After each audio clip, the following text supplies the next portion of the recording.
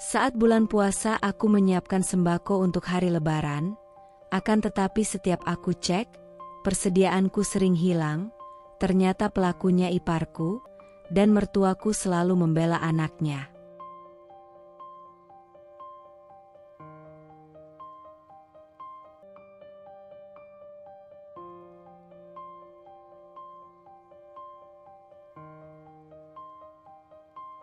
Nasib bertetangga dengan ipar dan mertua.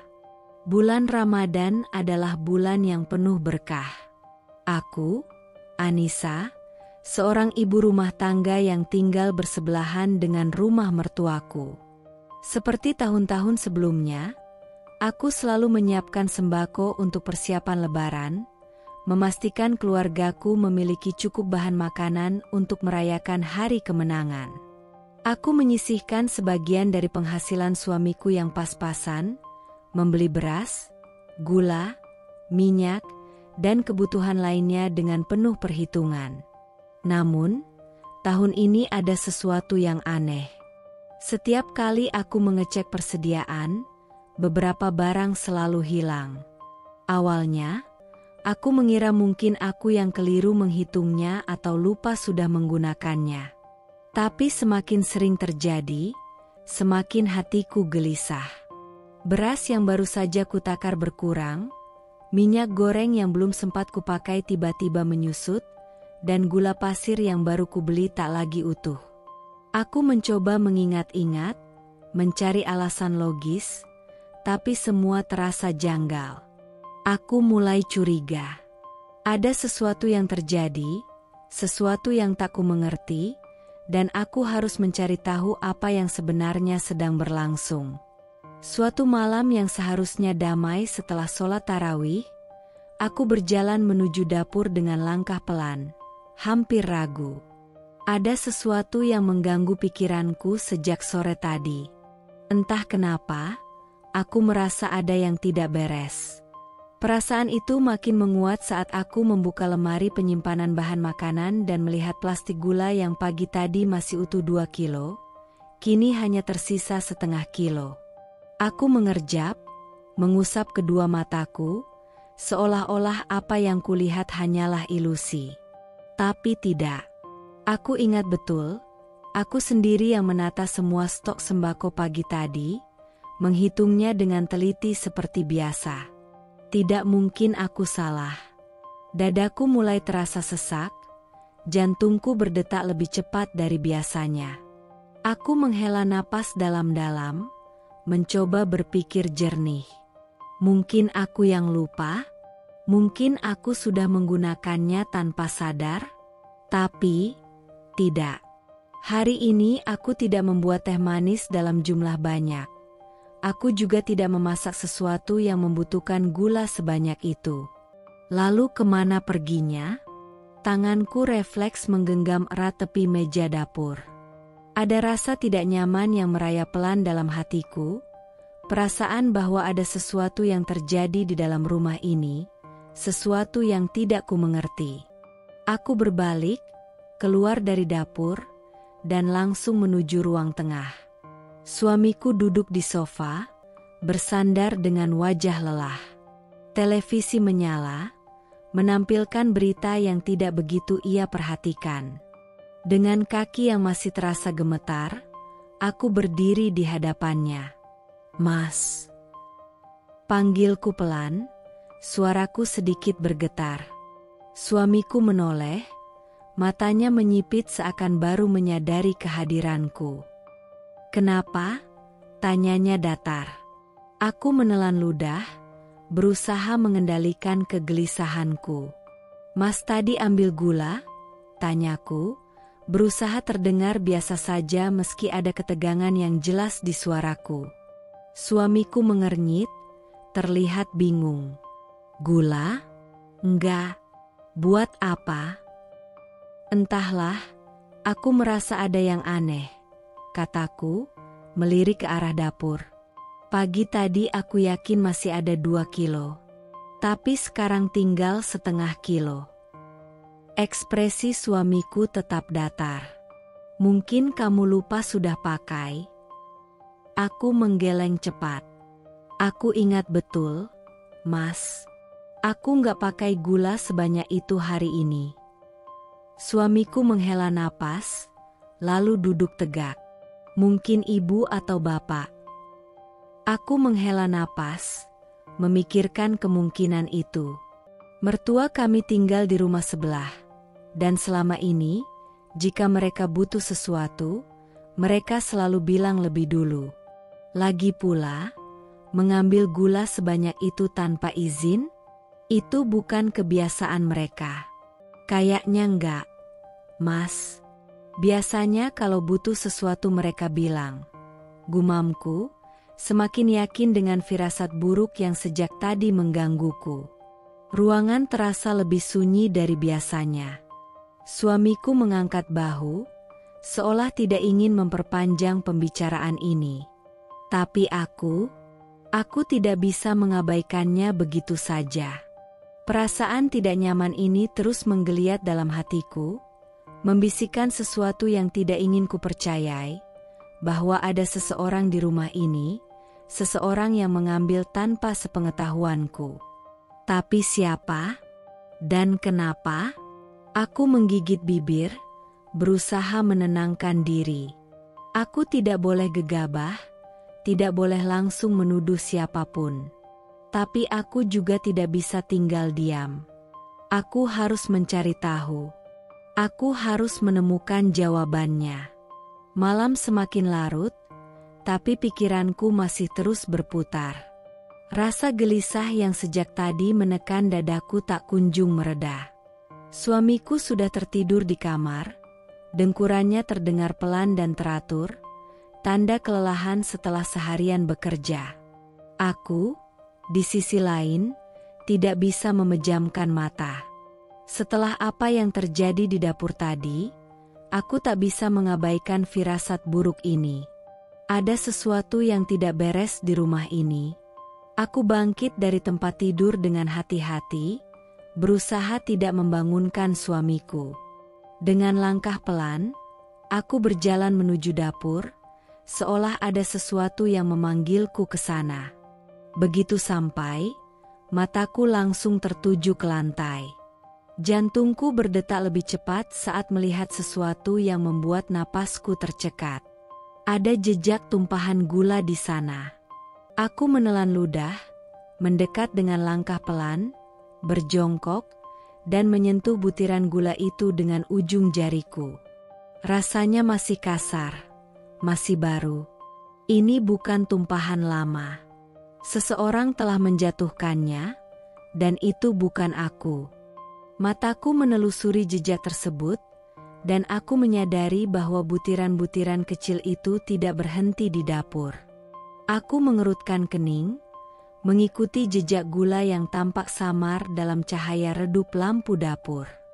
Jejak itu mengarah ke lorong sempit di dekat tempat cucian piring, lalu berlanjut ke arah pintu belakang. Hatiku mencelos. Pintu belakang rumahku terbuka. Meski hanya sedikit, celahnya cukup untuk membuat udara dingin dari luar masuk, meniupkan hembusan lembut ke kulitku yang kini meremang. Aku menatap pintu itu dengan tubuh menegang, merasakan sesuatu yang aneh merayap di hatiku.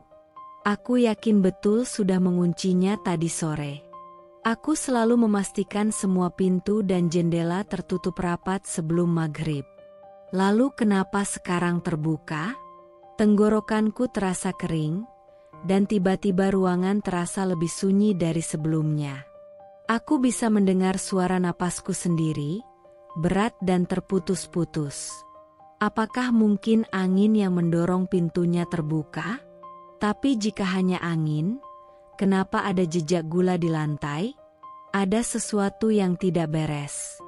Jantungku berdegup semakin kencang, nyaris menyakitkan di dalam dada. Aku menatap pintu itu dengan mata membelalak, berusaha mencari keberanian dalam diriku.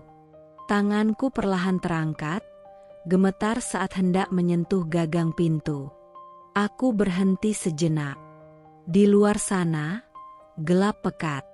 Halaman belakang rumah kami tidak memiliki banyak penerangan. Hanya ada lampu kecil di sudut, cahayanya temaram, nyaris tak mampu mengusir bayang-bayang yang menari di kejauhan. Aku menajamkan pendengaranku, berusaha menangkap suara-suara aneh. Tapi yang kudengar hanyalah kesunyian. Kesunyian yang justru semakin membuatku takut. Aku menelan ludah sekali lagi. Aku harus tetap tenang. Aku harus mencari tahu apa yang sebenarnya terjadi. Tapi aku juga tidak bisa gegabah. Bagaimana jika ada seseorang di luar sana? Bagaimana jika seseorang telah masuk rumahku tanpa sepengetahuanku? Seseorang yang bukan bagian dari keluargaku. Tanganku mencengkeram erat daster yang kupakai. Aku harus mengambil keputusan. Tetap berdiri di sini dan menunggu, atau memberanikan diri melangkah maju. Dan saat aku akhirnya menggerakkan tanganku untuk menutup pintu itu, sesuatu di luar sana berbunyi. Kresek. Aku tersentak. Dadaku seperti berhenti bekerja seketika. Itu bukan suara angin. Itu seperti langkah kaki yang menginjak dedaunan kering di luar rumah. Aku menahan napas.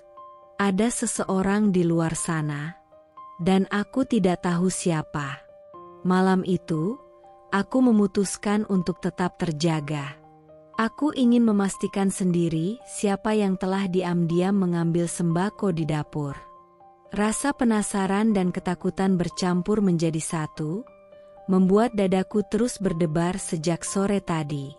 Aku sudah menyiapkan segalanya. Kali ini, aku tak ingin hanya menebak-nebak tanpa kepastian. Sebelum tidur, aku sengaja menyimpan beras dan gula dalam wadah yang lebih sulit dijangkau. Biasanya, aku hanya meletakkan mereka dalam karung di rak dapur, tapi kali ini aku menyembunyikannya di lemari dapur paling atas. Aku ingin tahu, apakah pencuri itu masih akan berani datang? Jika benar ada seseorang yang sengaja mengambilnya, maka malam ini aku akan menangkap basah dia. Suamiku sudah tertidur lelap, tak menyadari bahwa istrinya masih terjaga dalam kegelapan. Aku melirik jam dinding di ruang tengah, jarumnya menunjukkan pukul 1:15. Aku menguap kecil, tapi buru-buru menegakkan punggung. Aku tidak boleh lengah. Dapur tampak sunyi. Hanya ada cahaya redup dari lampu kecil di sudut ruangan yang memberikan sedikit penerangan. Bayanganku sendiri tampak samar di lantai, membuatku merasa semakin waspada. Aku duduk di kursi dekat meja makan, diam-diam memperhatikan dapur dengan mata yang terus mengawasi setiap sudut ruangan. Aku menajamkan telinga, mencoba menangkap suara sekecil apapun. Tapi sejauh ini, tak ada yang aneh. Tidak ada suara langkah kaki. Tidak ada bayangan yang bergerak. Tidak ada pintu yang berderit perlahan. Aku menarik napas dalam-dalam. Mungkinkah orang itu tahu aku sedang mengawasi? Atau mungkin dia baru akan datang lebih larut? Setiap menit yang berlalu terasa begitu lambat, seolah waktu mempermainkanku. Aku mencoba tetap fokus. Tapi semakin lama, mataku mulai terasa berat. Kantuk menyerang tanpa ampun. Aku menggigit ujung jariku, berharap rasa sakit kecil bisa membuatku tetap terjaga. Tapi tubuhku mulai memberontak. Aku menyandarkan kepala ke punggung kursi, hanya untuk beberapa detik. Aku hanya ingin mengistirahatkan mata sejenak. Hanya sebentar. Tep. Jantungku langsung berdegup kencang. Aku tersentak, napasku tertahan. Ada suara langkah kaki. Aku yakin betul kali ini aku tidak salah dengar. Suara itu tidak berasal dari dalam rumah, tapi dari luar, tepatnya dari halaman belakang. Tubuhku menegang. Aku menoleh ke arah pintu belakang yang telah kukunci rapat sebelumnya. Aku bahkan menyelipkan kayu di gagangnya agar tidak bisa dibuka dengan mudah. Tapi suara itu, ada seseorang di luar sana. Aku menahan napas, berusaha tidak membuat suara sekecil apapun. Perlahan, aku memiringkan tubuh, mencoba mengintip ke celah jendela dapur yang menghadap ke halaman belakang. Terlalu gelap untuk bisa melihat apapun dengan jelas. Tapi aku bisa merasakan sesuatu. Entah mengapa, aku merasa ada sosok di luar sana. Sesuatu yang bergerak, atau lebih tepatnya, seseorang. Lututku melemas. Aku menggenggam ujung meja untuk menenangkan diri, tapi telapak tanganku sudah dingin oleh keringat. Aku tidak berani bergerak, takut suara sekecil apapun akan menarik perhatian makhluk di luar sana. Aku menajamkan pendengaranku. Suara langkah kaki tadi berhenti. Sunyi. Sangat sunyi. Aku bahkan bisa mendengar suara detak jantungku sendiri yang berpacu kencang. Aku mencoba menenangkan diri, mengatakan pada diriku sendiri bahwa mungkin itu hanya hewan liar. Kucing. Mungkin, atau tikus yang mencari makanan, tapi kemudian, krek, sesuatu menyentuh gagang pintu belakang. Aku membelalakan mata, mulutku terbuka tapi tak ada suara yang keluar. Tanganku mencengkeram dada, berusaha mengatur napas yang kini memburu tak beraturan. Seseorang sedang mencoba masuk. Aku ingin berlari ke kamar, membangunkan suamiku, tapi kakiku terasa kaku. Aku bahkan tidak bisa berdiri. Aku hanya bisa duduk diam, jari-jariku mencengkeram ujung meja begitu erat hingga buku-bukuku memutih. Gagang pintu itu kembali bergerak pelan. Orang itu mencoba membukanya dengan hati-hati, seolah tidak ingin menimbulkan suara. Seolah dia tahu aku mungkin sedang terjaga. Aku ingin berteriak, tapi suaraku tertahan di tenggorokan. Dan tiba-tiba, hening. Pintu tidak bergerak lagi. Tidak ada suara. Tidak ada langkah kaki. Aku tetap duduk diam di kursiku, menunggu. 1 menit, 2 menit, 5 menit berlalu. Tidak ada apa-apa. Apakah dia menyadari aku sedang menunggu? Apakah dia tahu aku tidak tertidur seperti malam-malam sebelumnya? Aku tak tahu harus merasa lega atau semakin takut. Satu hal yang aku yakini malam ini, aku tidak sendirian. Dan besok malam, aku akan menemukan siapa dia. Malam itu, aku terbangun dengan perasaan tidak nyaman. Awalnya, aku pikir hanya mimpi buruk. Tapi saat aku membuka mata, udara terasa lebih dingin dari biasanya. Ada keheningan yang janggal, seakan rumah ini menahan napas bersama denganku. Lalu aku mendengarnya. Suara lirih dari dapur. Detak jantungku langsung berpacu. Ini bukan pertama kalinya aku terbangun di tengah malam karena perasaan aneh, tapi kali ini aku yakin ada sesuatu, atau seseorang, di dapur. Aku menahan napas, berusaha mendengarkan dengan lebih saksama. Suara itu terdengar pelan, seperti seseorang yang berusaha bergerak sehalus mungkin. Derit kecil dari lemari kayu yang dibuka perlahan, bunyi gesekan plastik. Aku langsung sadar bahwa ada seseorang yang sedang membongkar persediaan sembakoku. Tanganku mencengkeram selimut. Dadaku terasa sesak oleh ketegangan dan amarah yang bercampur dengan rasa takut. Ini dia. Malam ini, aku akan mengetahui siapa yang telah mengambil sembako selama ini. Dengan hati-hati, aku menyingkap selimut dan turun dari tempat tidur. Suamiku masih terlelap, napasnya teratur. Aku meliriknya sebentar, ingin membangunkannya, tapi kemudian mengurungkan niatku. Jika aku membangunkannya sekarang, suara kecil saja bisa membuat pencuri itu kabur sebelum aku sempat melihat wajahnya. Aku harus menangkap basah orang itu sendiri. Perlahan, aku melangkah keluar kamar. Suara detak jam di ruang tengah terdengar begitu jelas, menambah suasana mencekam. Aku menahan diri untuk tidak mengeluarkan suara sekecil apapun, bahkan nafasku pun kutahan saat melewati lorong menuju dapur. Setelah beberapa langkah, aku akhirnya sampai di sudut ruangan.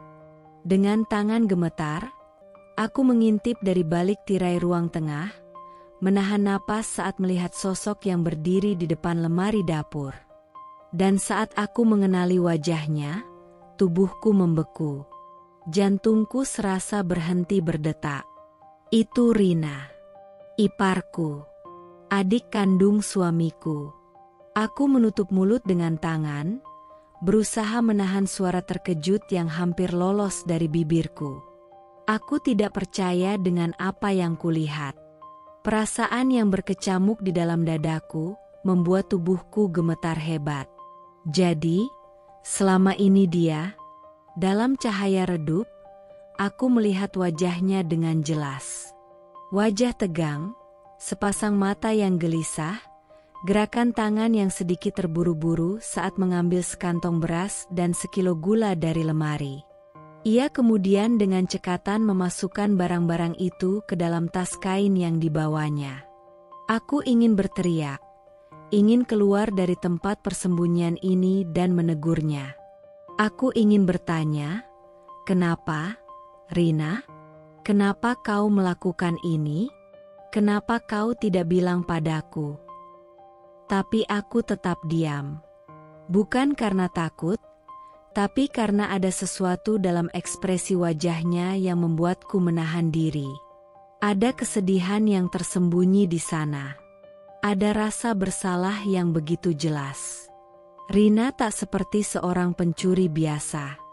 Gerakannya bukan gerakan seseorang yang hanya mengincar barang orang lain tanpa rasa peduli. Aku bisa melihat caranya menelan ludah, cara matanya berkedip gugup seakan takut ketahuan. Dia melakukan ini bukan karena ingin, tapi karena harus. Hatiku berdenyut perih. Aku tahu kondisi Rina dan keluarganya memang sedang sulit, tapi aku tidak pernah menyangka bahwa ia sampai harus mencuri.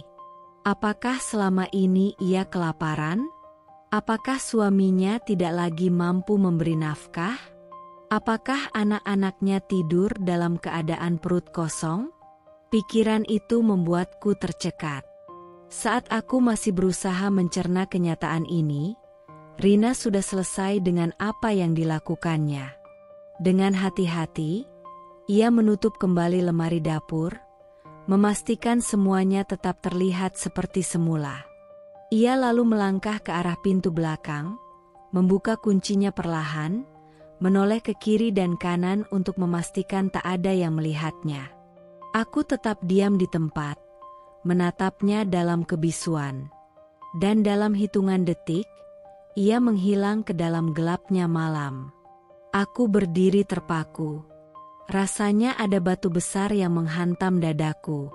Seluruh tubuhku lemas. Aku tidak tahu apa yang lebih menyakitkan. Kenyataan bahwa selama ini sembako yang hilang bukanlah karena maling biasa, atau kenyataan bahwa seseorang yang kuanggap saudara ternyata harus mengambil jalan ini demi bertahan hidup.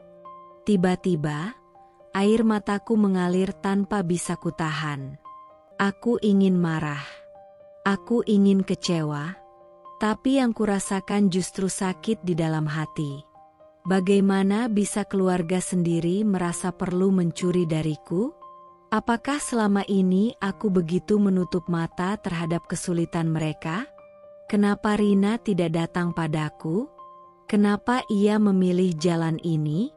Aku menatap pintu belakang yang kini tertutup kembali, masih memikirkan apa yang baru saja terjadi. Aku harus melakukan sesuatu. Aku harus mencari tahu alasan sebenarnya di balik semua ini. Besok, aku akan menemui Rina. Dan aku harus siap menghadapi jawabannya. Matahari pagi menyelinap masuk melalui celah jendela, membanjiri ruangan dengan sinarnya yang hangat. Tapi tidak ada kehangatan di dalam dadaku. Pikiranku masih dipenuhi dengan bayangan Rina yang menyelinap di dapur tadi malam. Wajahnya tegang, tangannya gemetar saat mengambil beras dan gula. Aku tak bisa diam saja. Aku harus mencari tahu apa yang sebenarnya terjadi. Aku harus mendapatkan jawaban, meskipun aku tahu jawaban itu mungkin akan menyakitkan. Dengan napas yang masih berat, aku memberanikan diri melangkah keluar rumah, menuju ke rumah mertuaku yang hanya bersebelahan. Kaki-kakiku terasa begitu berat, seolah ada beban tak kasat mata yang mengikatku.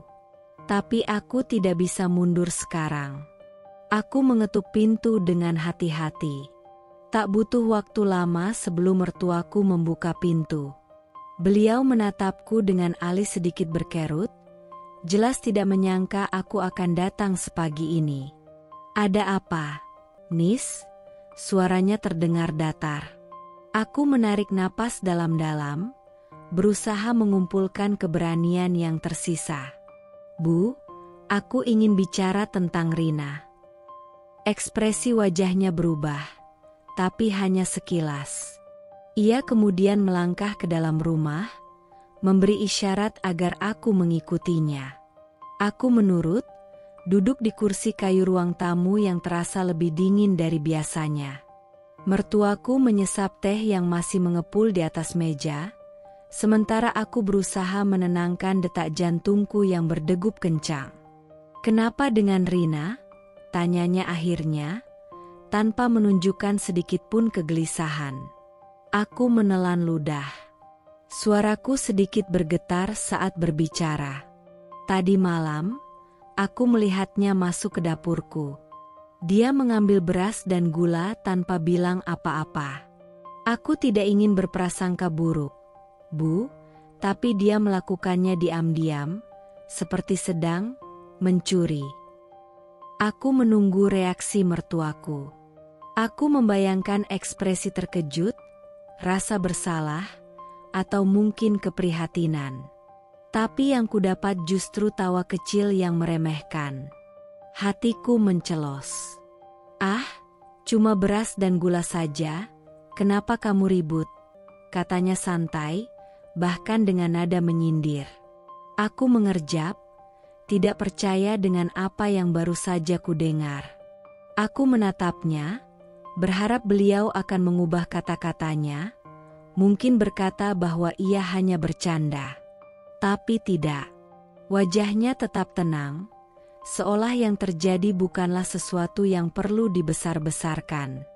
Aku mencoba menahan napas, mengendalikan gelombang emosi yang mulai naik ke permukaan. "Bu," tapi dia mengambilnya diam-diam, tanpa bilang apa-apa. "Itu kan mencuri?" Mertuaku mendecak pelan. "Astagfirullah, Anissa. Mencuri apanya? Itu adik suamimu sendiri.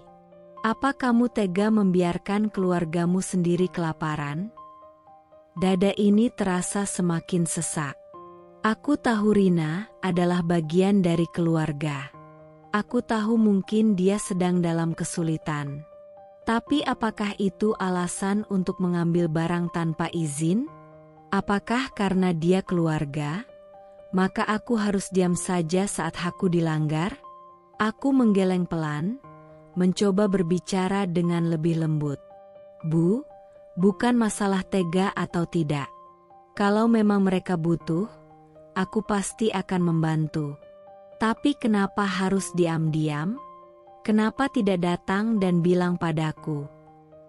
Mata mertuaku menajam, dan kali ini, nada suaranya sedikit berubah. Ada ketegasan di sana, ada sesuatu yang selama ini tidak pernah ia tunjukkan secara langsung kepadaku. "Kamu ini terlalu serius, Nis. Rina itu butuh bantuan, dan kamu punya lebih dari cukup.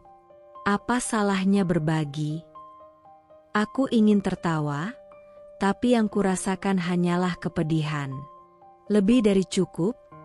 Apakah mertuaku tahu bagaimana aku menyisihkan uang belanja sedikit demi sedikit agar bisa membeli sembako itu? Apakah beliau tahu betapa aku harus berhitung setiap kali ke pasar, memastikan kebutuhan rumah tangga tetap terpenuhi tanpa harus meminta lebih dari suamiku? Aku menghela napas, berusaha menahan air mata yang mulai menggenang di pelupuk mata. Bu, ini bukan tentang berbagi atau tidak. Aku ikhlas berbagi. Tapi aku ingin diberitahu, aku ingin dihargai. Aku ingin diminta, bukan diambil diam-diam. Untuk pertama kalinya, wajah mertuaku sedikit berubah. Sejenak, aku melihat sesuatu di matanya. Mungkin rasa bersalah, atau mungkin hanya kejengkelan karena aku tidak diam saja seperti yang diharapkannya. Tapi hanya sesaat, karena kemudian beliau menaruh cangkir tehnya dengan suara yang cukup keras di atas meja. Kamu ini terlalu perhitungan, Anissa. Aku tertegun. Sejak menikah, aku sudah terbiasa dengan sikap mertua yang selalu berpihak pada anak-anaknya. Aku sudah terbiasa menahan diri, menjaga sikap agar tidak dianggap menantu yang kurang ajar. Tapi mendengar beliau berkata seperti itu, rasanya seperti ditampar keras. Aku terdiam, sementara beliau melanjutkan dengan nada yang lebih dingin. Sejak menikah dengan anakku, kamu tinggal di rumah ini, kamu hidup dari nafkahnya. Dan sekarang, cuma karena sedikit beras dan gula, kamu membuat masalah besar? Kamu lupa kalau kita ini keluarga. Dunia di sekitarku terasa semakin menyempit. Jadi ini semua salahku. Jadi karena aku seorang menantu, aku tidak berhak mempertanyakan apapun. Aku tidak berhak merasa kecewa meskipun barangku diambil tanpa izin. Aku meremas jemariku, berusaha mengendalikan perasaan yang bergejolak dalam dadaku. Aku ingin menjelaskan, ingin membela diri, ingin mengatakan bahwa aku bukan orang yang perhitungan. Tapi aku tahu, tidak ada gunanya berdebat dengan seseorang yang sudah memutuskan bahwa aku salah. Aku bangkit perlahan. Suaraku hampir tak terdengar saat aku berkata, "Maaf, Bu. Aku tidak bermaksud menuduh atau menyalahkan siapapun. Aku hanya ingin kejujuran." Mertuaku tidak menjawab. Beliau hanya menatapku dengan tatapan yang sulit diartikan. Aku menelan ludah, lalu melangkah keluar rumah dengan hati yang terasa berat. Begitu pintu tertutup di belakangku, air mata yang sejak tadi kutahan akhirnya jatuh juga. Aku berdiri di teras, menatap langit yang cerah dengan perasaan yang berkabut. Aku datang dengan harapan mendapatkan jawaban, tapi yang kudapat justru lebih banyak pertanyaan. Kenapa aku harus merasa bersalah karena mempertanyakan sesuatu yang jelas salah? Kenapa aku dianggap perhitungan hanya karena ingin dihargai? Dan yang paling menyakitkan, kenapa aku merasa begitu sendirian dalam keluargaku sendiri? Sejak pagi, hatiku masih terasa sesak. Kata-kata mertuaku terus terngiang di kepalaku, berulang-ulang seperti gema yang tak mau hilang. Cuma beras dan gula, kenapa kamu ribut? Seolah semua perjuanganku, semua jerih payahku untuk mengelola keuangan rumah tangga dengan hati-hati, tidak berarti apa-apa. Aku duduk di pinggir tempat tidur, menatap kosong ke lantai. Tanganku mengepal di atas pangkuan, menahan perasaan yang bergemuruh dalam dada. Aku tidak bisa membiarkan ini terus berlarut-larut. Aku harus bicara dengan seseorang yang paling kupercaya, seseorang yang seharusnya berdiri di sisiku. Suamiku. Aku melangkah ke ruang tamu, di mana dia sedang duduk di sofa, matanya terpaku pada layar ponsel. Aku berhenti sejenak, menarik napas dalam-dalam sebelum akhirnya memberanikan diri membuka suara. "Mas."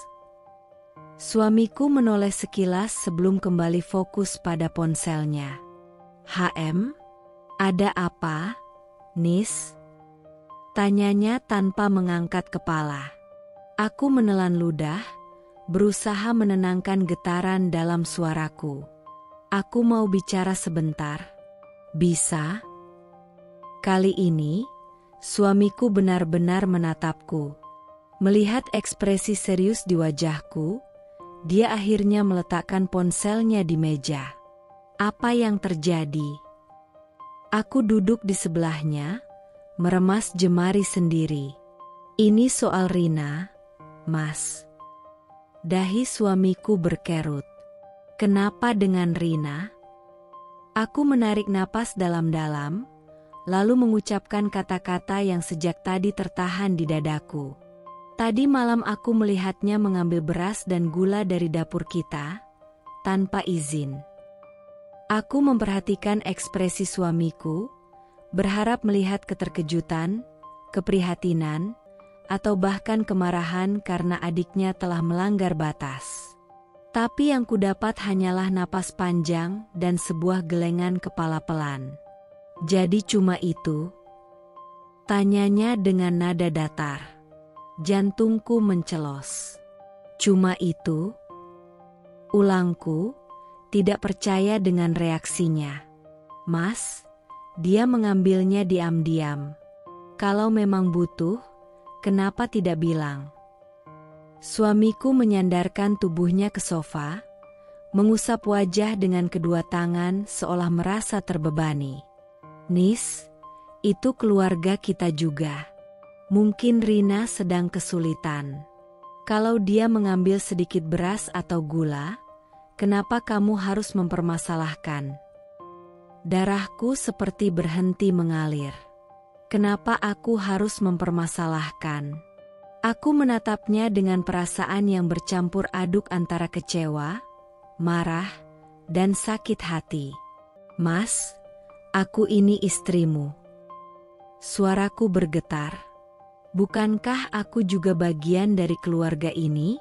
Kenapa setiap kali aku merasa tidak dihargai, aku justru dianggap berlebihan? Suamiku menatapku dengan raut wajah yang sulit kubaca.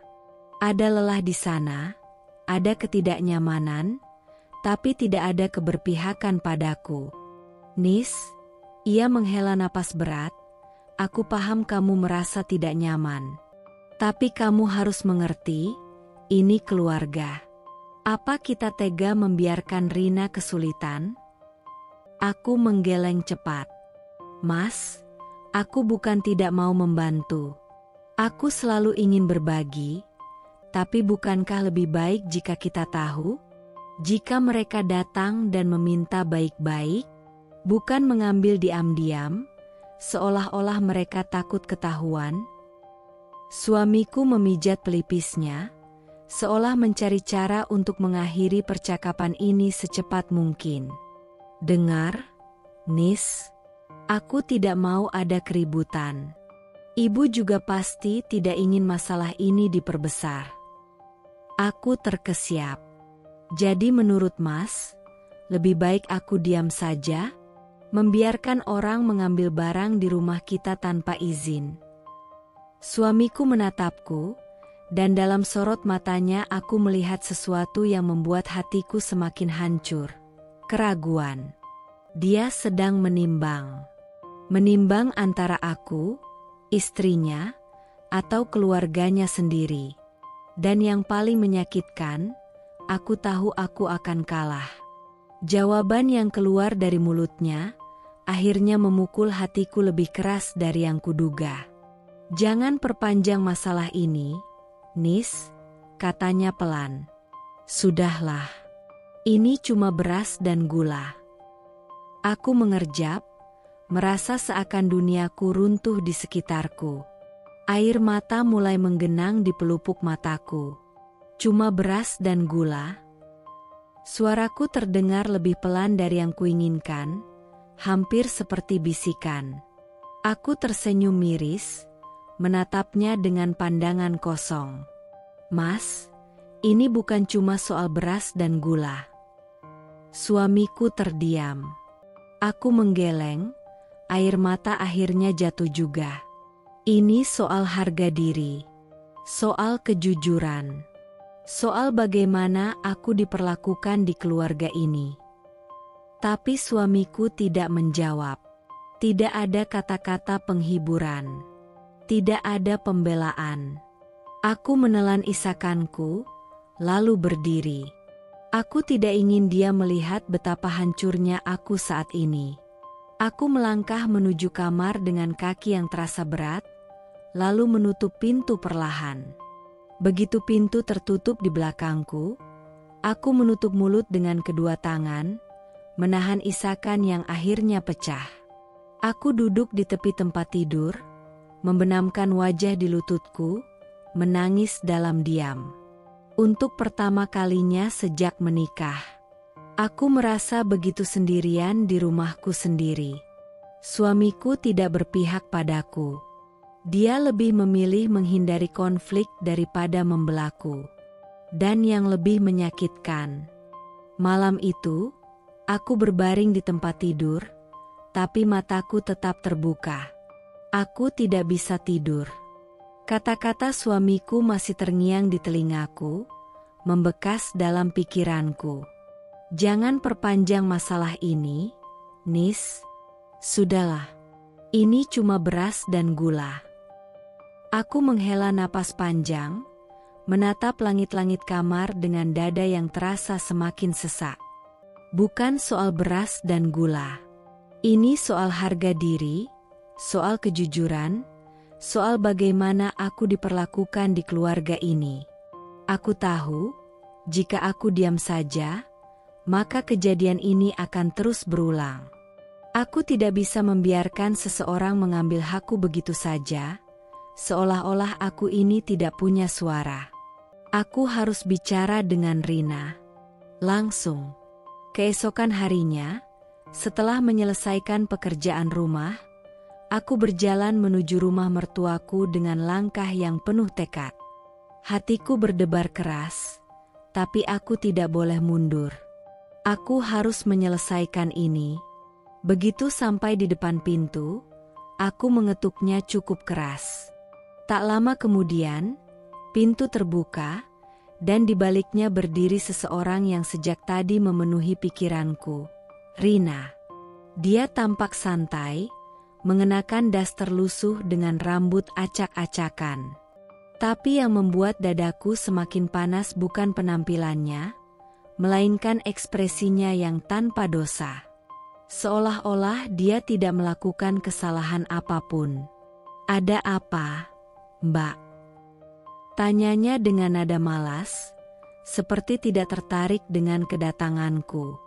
Aku menatapnya tajam, berusaha menahan emosiku.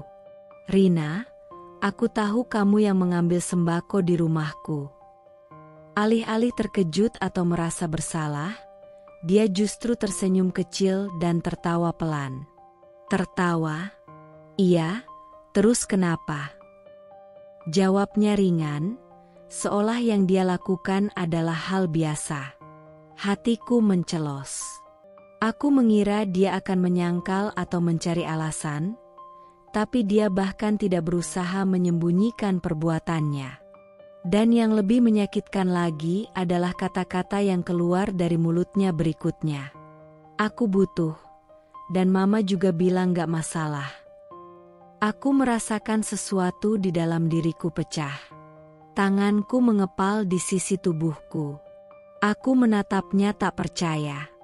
Jadi ini semua atas persetujuan mertuaku? Aku menarik napas panjang, mencoba meredam emosi yang mulai mendidih dalam dadaku. "Tidak masalah." Ulangku, suaraku sedikit bergetar. "Rina, kamu mengambilnya tanpa izin. Itu namanya mencuri." Dia mendengus, wajahnya masih saja santai, bahkan sedikit mencibir. "Mencuri? Mbak lebay banget. Deh, itu cuma beras dan gula, kan? Aku ambil juga buat makan, bukan buat dijual. Lagian, Mama bilang itu masih keluarga sendiri. Kenapa Mbak pelit banget? Kata-kata itu menusukku lebih dalam dari yang kuduga. Pelit? Aku pelit. Aku mengepalkan tangan lebih erat, mencoba mengendalikan diriku. Ini bukan soal pelit, Rina. Ini soal cara kamu mengambilnya. Kalau memang butuh, kenapa nggak bilang? Aku pasti akan kasih. Tapi kamu malah diam-diam mengambil tanpa izin. Itu namanya tidak menghargai. Rina mendengus, lalu memutar bola matanya dengan malas. Ya ampun, Mbak, cuma segitu aja diributin. Mama juga bilang kalau di keluarga itu harus saling berbagi. Masa sih sama saudara sendiri nggak boleh? Aku menelan ludah, menatapnya tajam. Aku bisa merasakan api kemarahan yang semakin membakar dadaku. Berbagi itu kalau kita saling memberi dan menerima dengan keikhlasan. Rina. Bukan dengan cara mengambil diam-diam tanpa izin. Dia kembali tertawa kecil. Aduh, ribet banget sih. Mbak tuh terlalu serius. Lagian, Mbak punya suami, dia pasti bisa beli lagi, kan? Kalau aku nggak ambil, aku mau makan apa? Aku merasa amarahku memuncak. Kalau kamu butuh, kamu bisa bilang, Rina, aku pasti bantu. Tapi jangan mengambil tanpa izin. Apa kamu nggak mikirin perasaan orang lain? Rina masih saja bersikap acuh. Halah, Mbak terlalu lebay. Lagian, Mama juga bilang nggak apa-apa, kok. Jadi kalau Mama udah setuju, buat apa Mbak marah-marah? Aku memejamkan mata sejenak. Mencoba mengendalikan emosiku yang hampir meledak. Jadi ini semua atas persetujuan mertua? Aku menatapnya tajam. Jadi menurut kamu, karena Mama bilang boleh, berarti kamu bisa seenaknya mengambil tanpa izin. Dia mengangkat bahu, ekspresinya sama sekali tidak menunjukkan rasa bersalah. Ya, kenapa enggak? Hatiku mencelos. Aku benar-benar tidak percaya dengan apa yang baru saja kudengar. Bagaimana bisa seseorang begitu egois dan tidak punya rasa hormat sedikit pun? Aku mengepalkan tangan, menahan air mata yang mulai menggenang. Kalau Mama bilang boleh, kenapa kamu nggak datang ke aku dan meminta langsung? Rina mendengus, lalu menjawab dengan santai, karena aku tahu Mbak pasti bakal ribet kayak gini. Aku menatapnya dengan perasaan yang tidak bisa kugambarkan. Rasanya seperti berhadapan dengan dinding yang keras. Tidak ada titik temu, tidak ada pemahaman. Aku menarik napas panjang, mencoba mengendalikan diri sebelum aku benar-benar kehilangan kesabaran. Baiklah, Rina. Kalau memang begitu caramu berpikir, aku tidak bisa memaksamu untuk mengerti. Tapi ingat, setiap perbuatan pasti ada konsekuensinya. Dia hanya tertawa kecil. Iya, Mbak. Terserah mau ngomong apa. Aku menatapnya sekali lagi, lalu berbalik pergi dengan langkah berat. Hatiku perih. Air mataku hampir jatuh. Tapi aku menahannya mati-matian. Saat itu, aku menyadari sesuatu yang sangat menyakitkan. Tidak peduli seberapa besar usahaku untuk bersikap baik dan menghargai keluarga suamiku, mereka tidak akan pernah melihatku sebagai bagian dari mereka. Aku kembali ke rumah dengan perasaan hampa. Aku menutup pintu dengan pelan, bersandar pada dinding, lalu membiarkan air mata yang kutahan sejak tadi akhirnya jatuh. Aku merasa sendirian. Aku merasa tak dihargai. Dan lebih dari itu, aku mulai bertanya-tanya. Apakah aku benar-benar memiliki tempat di keluarga ini? Aku duduk di ruang tamu dengan perasaan yang bercampur aduk. Hati dan pikiranku masih dipenuhi amarah yang tertahan, kekecewaan yang membuncah, dan ketidakadilan yang kurasakan. Aku tidak bisa diam saja. Aku harus berbicara dengan mertuaku. Bagaimanapun, beliau adalah orang yang paling dihormati dalam keluarga ini. Jika ada yang bisa memberikan pemahaman kepada Rina, pastilah beliau. Aku masih berharap bahwa sebagai seorang ibu, beliau akan melihat bahwa yang kulakukan ini bukan semata-mata karena aku pelit, melainkan karena aku ingin kejujuran dan rasa saling menghargai tetap ada dalam keluarga ini. Aku menarik napas panjang, mencoba menenangkan diri sebelum melangkah ke rumah mertua. Langkahku terasa berat, tapi tekadku sudah bulat. Aku tidak ingin masalah ini dibiarkan begitu saja. Sesampainya di rumah mertua, aku melihat beliau sedang duduk di teras, menikmati secangkir teh dengan tenang. Wajahnya tampak damai, seakan-akan di rumah ini tidak pernah terjadi apa-apa. Hatiku berdesir. Aku ingin membuka pembicaraan dengan cara yang baik, dengan harapan bahwa beliau akan mendengarkan dan memahami perasaanku. Aku melangkah mendekat, lalu berkata pelan, "Bu, saya ingin bicara." Beliau melirikku sekilas, lalu meletakkan cangkir tehnya ke meja. "Apa lagi, Nis?" Tanyanya dengan nada yang terdengar malas dan tidak tertarik. Aku duduk di kursi di hadapannya, mencoba mengendalikan gemuruh di dadaku. Aku ingin tetap tenang, tidak terbawa emosi, meskipun hatiku sudah mendidih sejak semalam. "Bu, saya sudah bicara dengan Rina," kataku, berusaha setenang mungkin. Dia mengakui bahwa dia mengambil sembako dari rumah saya tanpa izin. "Saya tidak masalah berbagi, Bu. Tapi setidaknya, kalau memang butuh, kenapa dia tidak meminta baik-baik?" Mertuaku mendesah pelan, lalu menatapku dengan tatapan yang tiba-tiba terasa begitu dingin. "Anissa, kamu terlalu perhitungan," katanya dengan nada tajam. "Kalau kamu banyak rezeki, ya bagi-bagilah." Aku tertegun. Dadaku tiba-tiba terasa sesak. Seperti ada batu besar yang menghimpit jantungku. Terlalu perhitungan. Aku menelan ludah, mencoba memahami maksud dari kata-katanya. "Bu, ini bukan soal berbagi atau tidak berbagi. Ini soal menghargai. Saya tidak keberatan membantu kalau memang dibutuhkan, tapi setidaknya mereka bisa bilang dulu. Ini malah diam-diam mengambil tanpa izin. Apa itu wajar, Bu?" Mertuaku mendecakkan lidah, lalu melipat tangannya di dada. "Ah, cuma segitu aja ribut. Kalau kamu memang baik, harusnya kamu ikhlas. Kamu masih bisa beli lagi, kan?" Hatiku mencelos. Jadi karena aku masih bisa membeli lagi, artinya wajar jika barang-barangku diambil tanpa izin.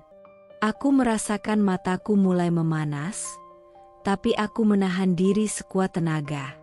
Aku tidak boleh menangis di sini. Aku harus tetap kuat. Aku mencoba sekali lagi, berharap beliau bisa memahami maksudku. "Bu, saya ikhlas berbagi, sungguh. Tapi saya juga ingin dihargai.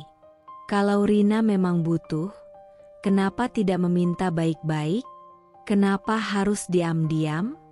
Itu yang saya permasalahkan, Bu." Mertuaku menghela napas panjang, lalu menatapku dengan pandangan tajam yang membuat hatiku semakin perih. "Kamu itu memang terlalu kaku, Anissa. Di keluarga ini, kita sudah biasa saling bantu tanpa harus banyak bicara. Kalau kamu terlalu perhitungan seperti ini, nanti kamu malah bikin suasana nggak enak." Aku tercekat.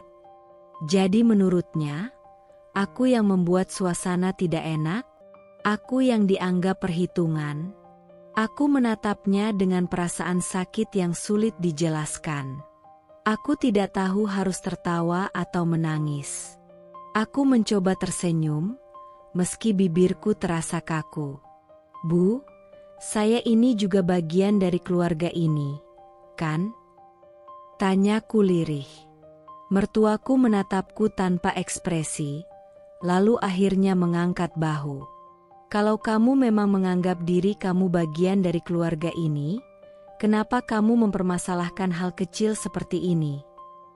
Aku menggigit bibir, menahan perasaan yang hampir tumpah. Hal kecil. Mungkin bagi mereka ini hal kecil. Mungkin bagi mereka, aku hanya menuntut sesuatu yang tidak perlu. Tapi aku tahu, ini bukan soal beras dan gula. Ini soal bagaimana mereka melihatku. Aku mencoba menarik napas panjang, mencoba tetap berpikir jernih. Bu, saya selalu berusaha menghormati keluarga ini. Saya selalu mencoba menyesuaikan diri. Tapi, saya juga ingin dihormati. Saya hanya ingin mereka memperlakukan saya dengan baik, seperti saya memperlakukan mereka. Mertuaku menatapku lama, lalu akhirnya menggeleng pelan. Kamu itu menantu, Nis. Kalau kamu mau dihormati, kamu juga harus belajar untuk lebih memahami keluarga ini. Jangan cuma menuntut hak kamu saja. Aku menatapnya dengan mata yang mulai berair. Jadi ini semua salahku? Aku menunduk, berusaha mengendalikan diriku. Aku ingin menjawab, ingin berdebat, ingin mempertahankan diriku. Tapi untuk apa? Jika sejak awal mereka sudah menganggap aku yang salah, maka tak peduli apapun yang kukatakan, itu tidak akan mengubah apa-apa. Aku bangkit berdiri, mengangguk pelan. Baik, Bu. Ucapku singkat. Lalu, tanpa menunggu jawaban, aku berbalik dan berjalan pulang. Langkahku terasa berat. Hatiku terasa kosong. Air mataku akhirnya jatuh. Tanpa bisa kutahan lagi. Aku berjalan kembali ke rumah dengan dada yang terasa sesak. Aku menutup pintu dengan perlahan, lalu bersandar di baliknya.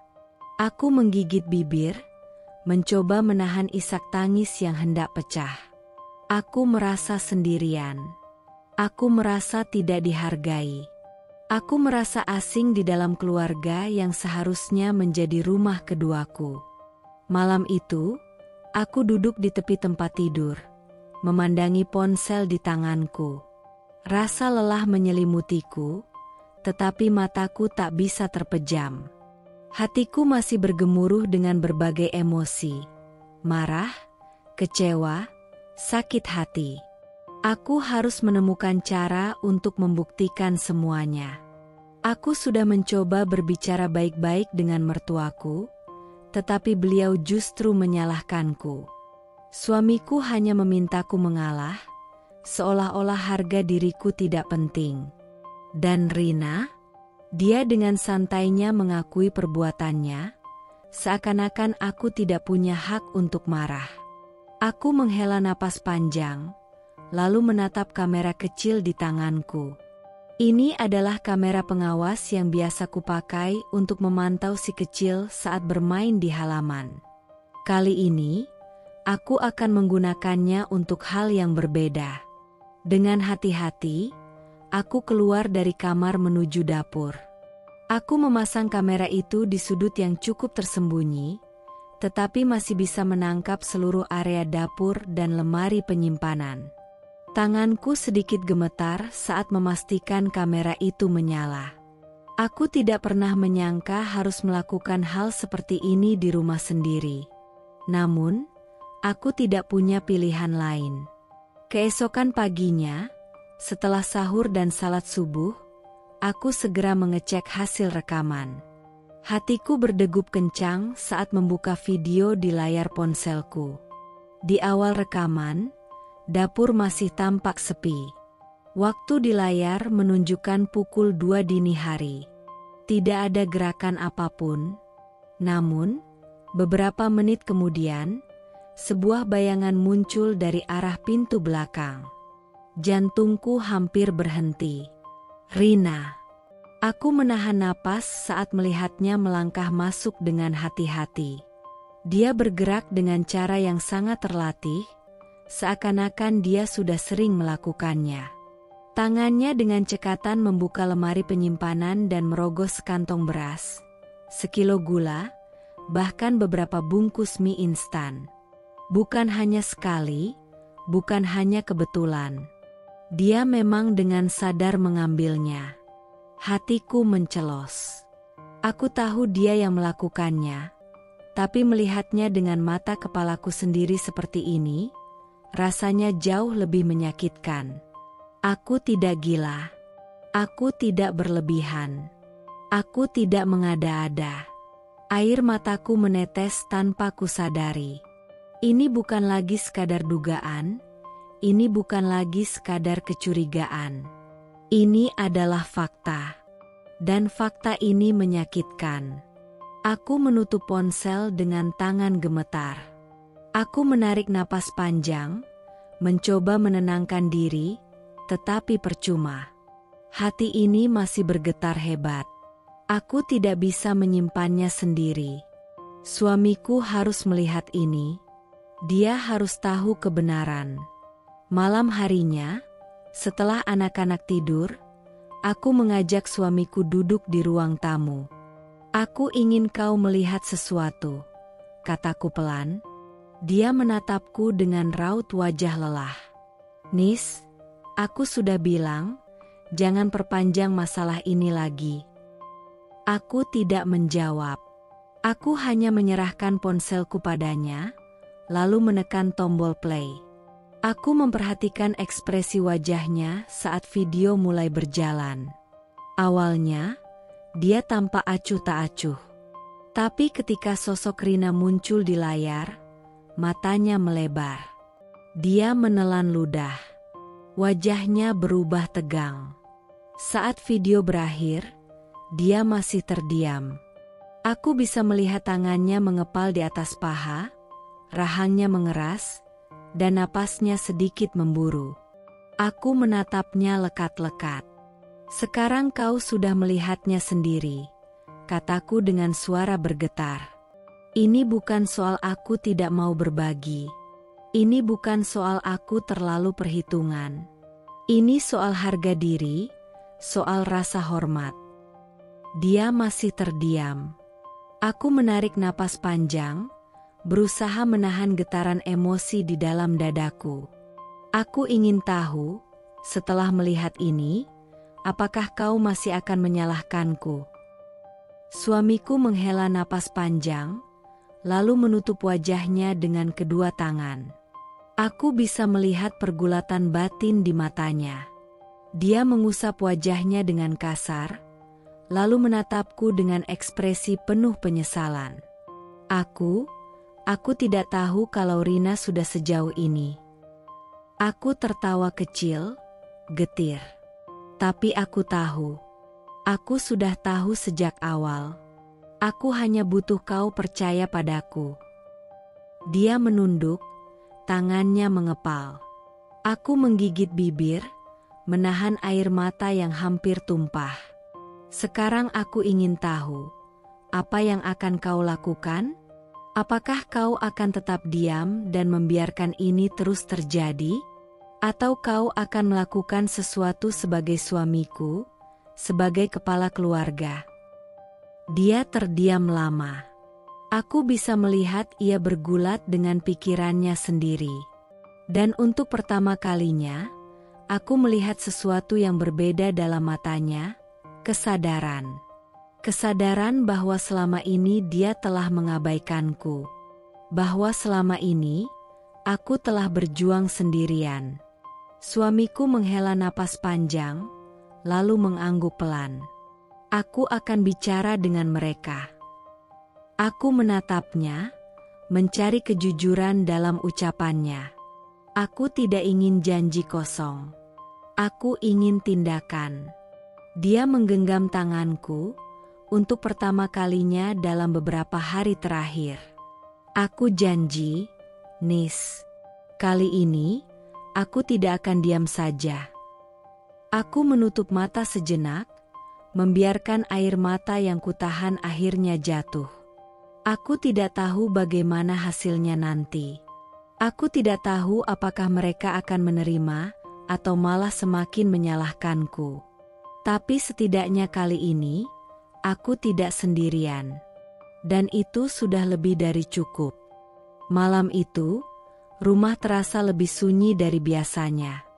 Aku duduk di tepi ranjang, menatap lantai dengan pikiran kalut. Udara di kamar terasa sesak, bukan karena panas, tetapi karena beban yang menghimpit dadaku semakin berat.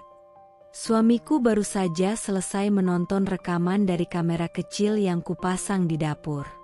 Dia masih duduk di ujung ranjang, diam tanpa suara, sementara ponselnya tergenggam erat di tangan. Cahaya redup dari layar memantulkan ekspresi tegang di wajahnya. Aku mengamati wajahnya. Ada ketidakpercayaan di sana. Ada kemarahan yang tertahan. Ada keterkejutan yang sulit ia sembunyikan. Aku menelan ludah, mencoba mengusir perasaan nyeri yang mengganjal di hatiku. Sekarang kau melihatnya sendiri, kan? Tanyaku dengan suara pelan, takut suaraku bergetar. Suamiku tidak langsung menjawab. Dia menutup matanya sejenak, lalu menghembuskan napas berat. Aku tidak menyangka, Nis. Aku menekan bibirku. Aku ingin mengatakan bahwa aku sudah menyangka sejak lama. Aku ingin mengatakan bahwa aku sudah berusaha menjelaskan, tapi tak ada yang percaya. Aku harus bicara dengan Rina. Lanjutnya, suaranya lebih mantap kali ini. Aku menatapnya dengan hati-hati. Dan kalau dia membela diri, kalau ibumu membela dia lagi. Suamiku menghela napas, jelas merasa terbebani. Aku tetap harus melakukannya. Aku tak ingin berharap terlalu banyak. Tetapi setidaknya kali ini, dia tidak meminta aku mengalah. Malam semakin larut ketika suamiku akhirnya mengetuk pintu rumah mertuaku. Aku berdiri sedikit jauh, memilih untuk menunggu di halaman. Jantungku berdebar tak karuan. Tak butuh waktu lama, pintu terbuka. Rina muncul dengan wajah sedikit terkejut melihat kakaknya berdiri di sana. "Mas, ada apa?" Tanyanya santai, seakan tak pernah terjadi apa-apa. Suamiku tak membuang waktu. "Kita perlu bicara." Rina menyipitkan matanya, lalu menyilangkan tangan di dadanya. "Bicara tentang apa?" Dengan nada tegas, suamiku menjawab, "Tentang kau yang diam-diam mengambil sembako di rumah kami tanpa izin." Sekejap, wajah Rina berubah. Matanya berkedip cepat, seakan mencari cara untuk merespons tuduhan itu. Namun, hanya dalam hitungan detik, ia menguasai dirinya. Senyuman tipis muncul di sudut bibirnya. "Oh, jadi ini soal itu," katanya enteng. Aku yang berdiri di belakang suamiku merasakan panas menjalar di dadaku. Jadi ini reaksi pertamanya? Bukan merasa bersalah, bukan meminta maaf, tetapi malah bersikap santai. Suamiku mengeraskan rahangnya. "Ini bukan hal kecil, Rina. Aku sudah melihat sendiri dari rekaman kamera. Kau masuk rumah kami di tengah malam, mengambil beras dan gula tanpa izin. Kau bahkan melakukannya berulang kali." Mendengar kata rekaman kamera, mata Rina membulat sejenak. Tapi alih-alih merasa malu, dia justru menyeringai. "Jadi, sekarang kalian memata-matai aku? Astaga, aku ini keluarga kalian, bukan maling." Aku hampir tak percaya dengan apa yang kudengar. Keluarga tidak akan mengambil sesuatu tanpa izin. Rina. Suaraku meninggi. Baru saja aku ingin melanjutkan, tiba-tiba suara lain memotong pembicaraan kami. Ada apa ini ribut-ribut? Aku menoleh. Mertuaku berdiri di ambang pintu, mengenakan daster dan kerudung tipis, wajahnya tampak terganggu. Namun, begitu melihat Rina berdiri dengan ekspresi tersinggung, dan aku serta suamiku berdiri di hadapannya dengan ekspresi tegang, raut wajahnya berubah. Masalah apa lagi sekarang? Tanyanya tajam. Rina tiba-tiba merubah ekspresinya. Dengan cepat, ia menunduk dan menarik napas dalam. Lalu, tanpa peringatan, mulai menangis. "Ma, Mas Fajar menuduh aku mencuri." Suaranya terdengar gemetar, penuh kepedihan. Aku membelalakan mata. Astaga, ini sungguhan. Mertuaku langsung menegang. Apa maksudnya ini, Fajar? Ia menatap putranya dengan tajam. Suamiku menutup mata sejenak, jelas berusaha mengendalikan emosi. Bukan menuduh, Ma. Aku sudah melihat buktinya sendiri. Rina memang mengambil sembako di rumah kami tanpa izin. Mertuaku mendengus, lalu menatapku dengan sinis. Dan ini gara-gara kamu, kan, Anissa? Kamu yang menghasut Fajar untuk mempersoalkan hal sepele seperti ini. Hatiku mencelos.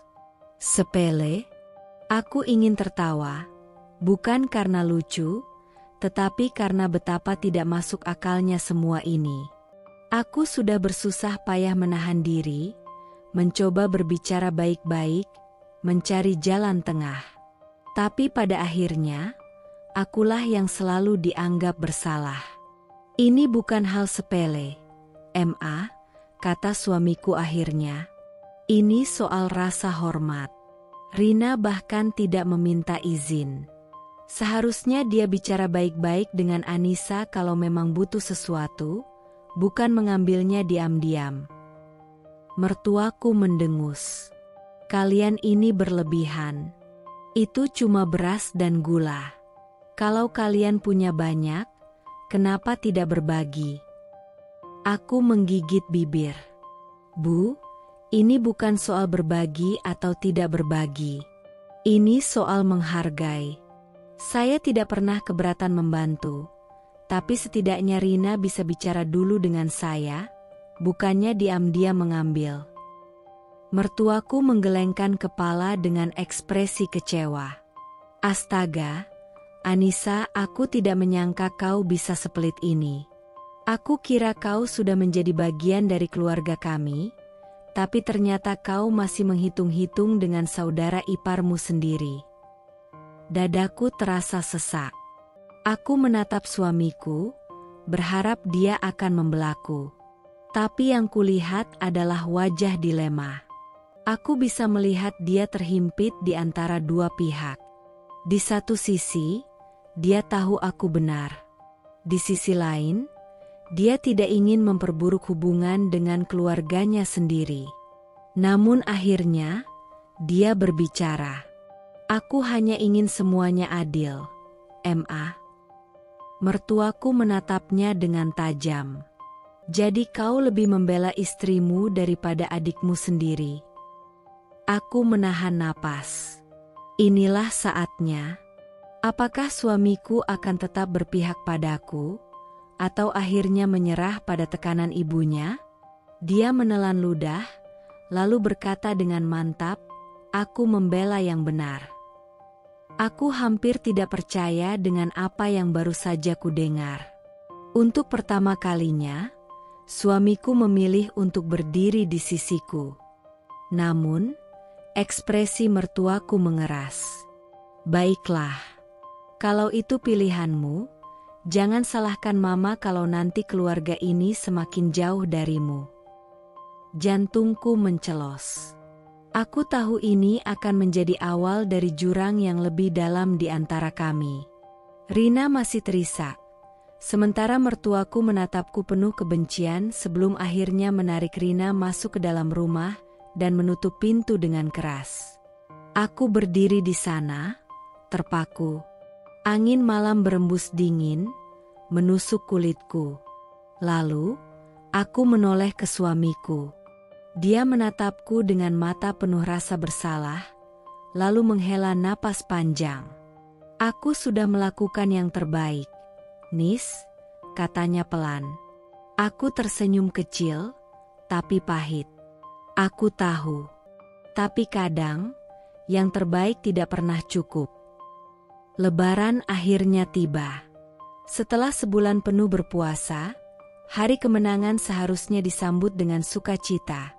Berkumpul bersama keluarga, saling bermaafan, dan menikmati hidangan khas yang hanya ada setahun sekali. Namun, di rumah sebelah, rumah Rina, keheningan terasa begitu menusuk. Tidak ada tawa, tidak ada suara anak-anak berceloteh riang seperti tahun-tahun sebelumnya. Aku duduk di ruang tamu, menata toples-toples berisi kue kering di meja. Aroma opor ayam dan rendang yang masih mengepul memenuhi ruangan. Anak-anak berlarian di halaman, tertawa-tawa sambil memainkan petasan kecil. Dari kejauhan, gema takbir masih terdengar, mengisi langit dengan syahdu. Aku seharusnya merasa damai, namun ada sesuatu yang mengganjal di hatiku. Aku melirik suamiku yang duduk di sampingku, tampak lebih diam dari biasanya.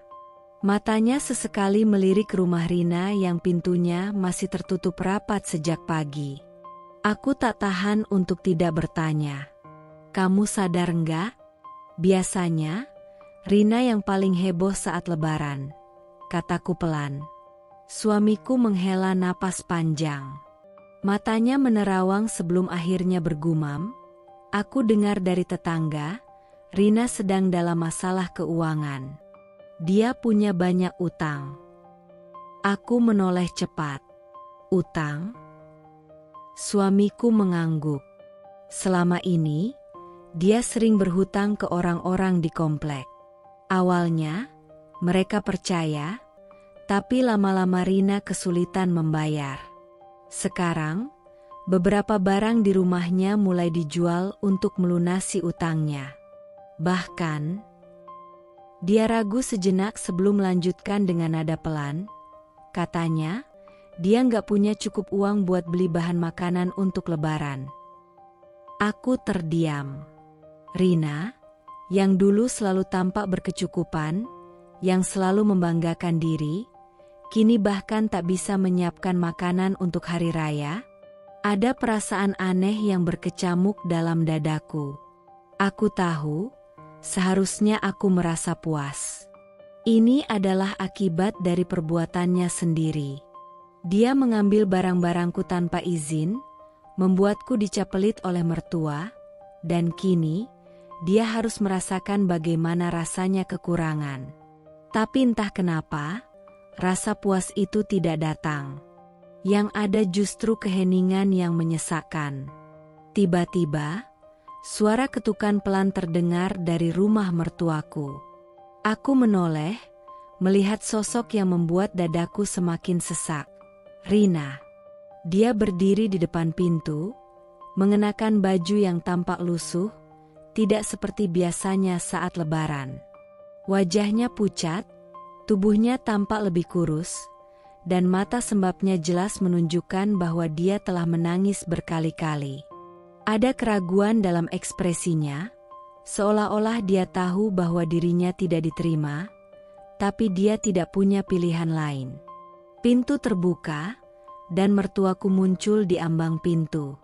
Namun, tidak ada kehangatan di wajahnya seperti dulu saat dia selalu membela Rina habis-habisan. Ada apa, Rina? Suaranya terdengar datar, dingin. Aku melihat bahu Rina bergetar. Dia menunduk, mencoba menyembunyikan air matanya. Aku, suaranya nyaris tak terdengar. Dia menarik napas dalam, seolah berusaha mengumpulkan keberanian. Aku, nggak punya apa-apa buat lebaran. Beras pun nggak ada di rumah. Bisa aku pinjam sedikit makanan? Jantungku mencelos. Suamiku di sampingku menegang, mungkin tak percaya dengan apa yang baru saja dia dengar. Namun, reaksi mertuaku jauh lebih mengejutkan. Hah? Kamu pikir aku punya banyak makanan untuk dibagi-bagi? Nada suaranya ketus, nyaris terdengar jijik. Dulu kamu enak-enak pakai uang tanpa pikir panjang. Sekarang kena akibatnya malah merengek ke sini? Kenapa nggak minta ke Anissa aja? Bukannya dulu kamu bilang dia pelit? Aku terhenyak. Mulutku sedikit terbuka, tapi tak ada kata yang keluar. Aku melihat wajah Rina memucat, matanya membesar seakan tak percaya dengan apa yang baru saja dia dengar dari mulut ibunya sendiri. Air matanya menggenang. Aku benar-benar nggak punya apa-apa. Suaranya bergetar, penuh kepasrahan. Tolonglah, hanya sedikit saja, aku janji akan menggantinya nanti. Namun, mertuaku hanya mendengus. Jangan harap, aku nggak bisa selalu menolong kamu, Rina. Sekarang tanggung sendiri akibat perbuatanmu. Aku tidak bisa lagi menahan keterkejutan. Aku pikir, mertuaku akan tetap membelanya, seperti yang selalu dia lakukan. Tapi tidak. Kali ini, dia membuang Rina begitu saja. Rina terdiam lama. Aku melihat bahunya gemetar, tangannya mengepal di sisi tubuhnya. Dia menatap ibunya dengan tatapan kosong sebelum akhirnya berbalik, melangkah pergi dengan langkah yang begitu berat. Aku menghela napas panjang. Aku tahu bahwa Rina memang bersalah. Aku tahu bahwa dia telah menyakitiku.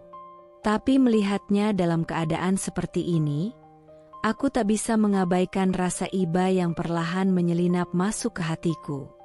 Tanpa pikir panjang, aku berdiri. Suamiku menatapku dengan heran. Nis, kamu mau kemana? Aku menatapnya sekilas dan tersenyum kecil. Ke dapur. Suamiku semakin bingung.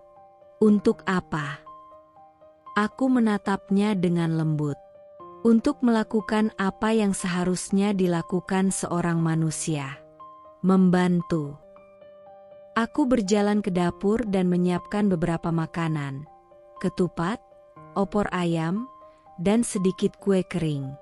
Setelah semuanya siap, aku melangkah keluar menuju rumah Rina, mengetuk pintunya pelan. Tak lama, pintu terbuka.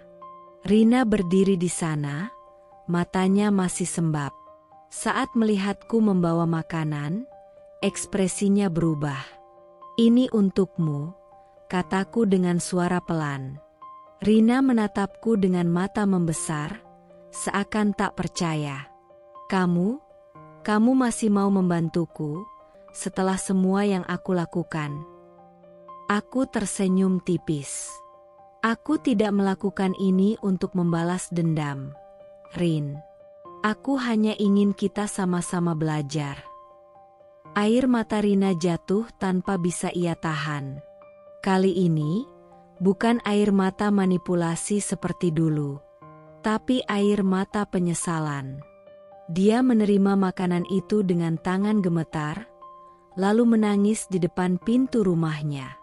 Aku tidak mengatakan apa-apa lagi, hanya membiarkannya mengeluarkan segala emosi yang selama ini ia tahan. Malam itu, aku tidur dengan perasaan lebih ringan. Aku tidak tahu apakah Rina akan berubah setelah ini. Tapi setidaknya, aku tahu bahwa aku sudah melakukan yang benar. Dan yang terpenting, aku telah membuktikan bahwa kebesaran hati jauh lebih berharga daripada sekadar kemenangan dalam pertengkaran. Hari itu, matahari siang terasa lebih terik dari biasanya, seolah langit ikut mengabarkan sesuatu yang ganjil. Aku duduk di ruang makan, menyesap teh yang mulai dingin, sementara anak-anakku masih sibuk dengan keceriaan mereka, tertawa sambil memainkan angpau yang baru mereka dapatkan. Suamiku duduk tak jauh dariku, diam, wajahnya tampak lebih muram dari biasanya.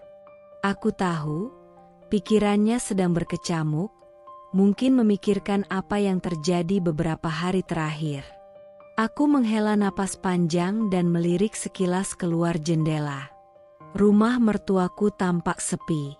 Tak seperti tahun-tahun sebelumnya, rumah itu biasanya menjadi pusat kehangatan di hari Lebaran. Saudara-saudara jauh datang berkunjung, anak-anak kecil berlarian, aroma rendang dan ketupat menyeruak ke seluruh penjuru halaman. Tapi kali ini, tidak ada tawa, tidak ada keramaian, tidak ada kesibukan seperti biasanya.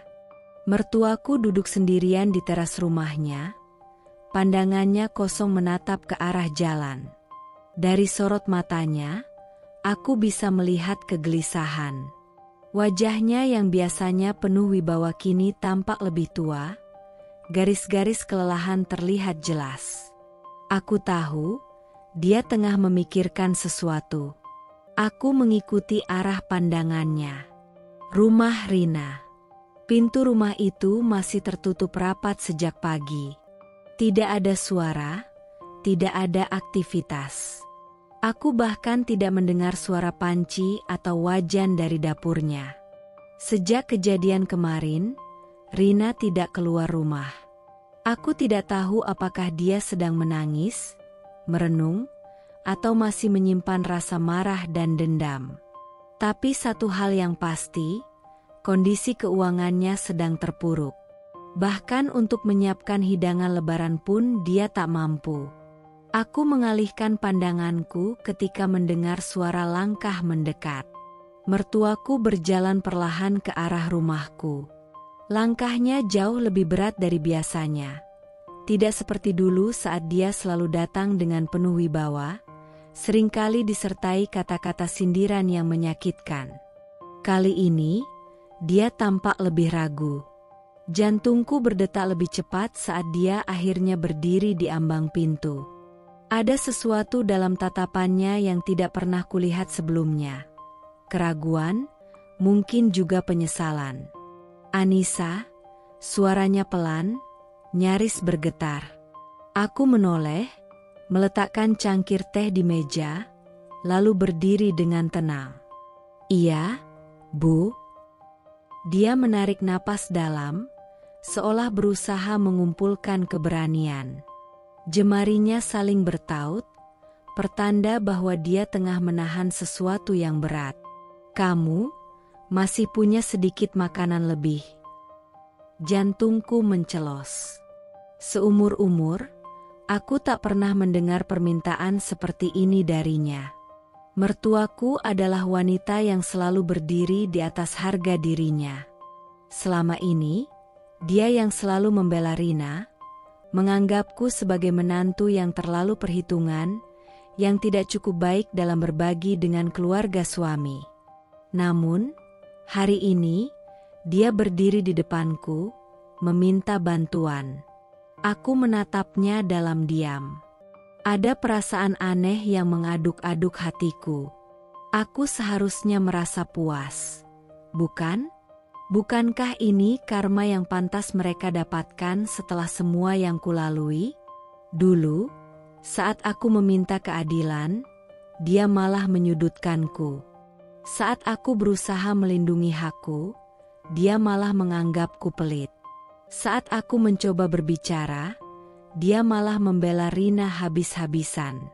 Dan sekarang, setelah semuanya berbalik, dia justru datang kepadaku. Aku menggigit bibir. Ada sesuatu yang ingin kuucapkan, sesuatu yang selama ini kupendam dalam hati. Ingin rasanya aku bertanya, sekarang baru sadar. Atau, kenapa dulu malah menyalahkanku? Tapi aku menahan diri. Aku menarik napas panjang, berusaha menjaga ketenangan dalam suaraku. Aku tersenyum kecil, meskipun senyum itu terasa pahit.